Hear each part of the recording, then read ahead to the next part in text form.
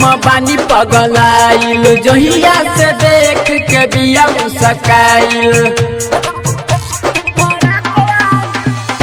ओकरे पीछे हम बानी पगलाइल, जहिया से देख के बिया मुस्काइल। खाली बतियाई करेली माँ जागवाली, खाली बतियाई करेली माँ जागवाली। दिल वाले गोइल, दिल वाले गोइल, दिल वाले गोइल ललकी फराक वाली, दिल वाले गोइल ललकी फराक वाली, दिल वाले गोइल ललकी फराक वाली। संदीप बाबू, संदीप बाबू।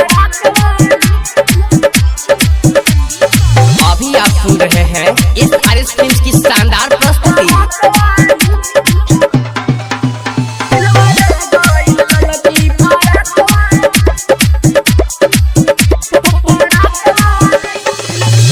अखिया में सुरमाला गा के जो बचलेली, का कोई भाई हमारा दिलवा में हलेली। अखिया में सुरमाला गा के जो बचलेली, का कोई भाई हमारा दिलावा में हलेली।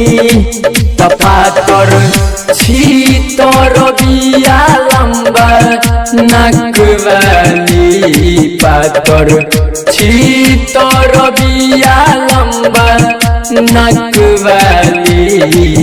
दिल वाले गोइल, दिल वाले गोइल, दिल वाले गोइल ललकी फराक वाली, दिल वाले गोइल ललकी फराक वाली, दिल वाले गोइल ललकी फराक वाली। दिल वाले गोइल ललकी फराक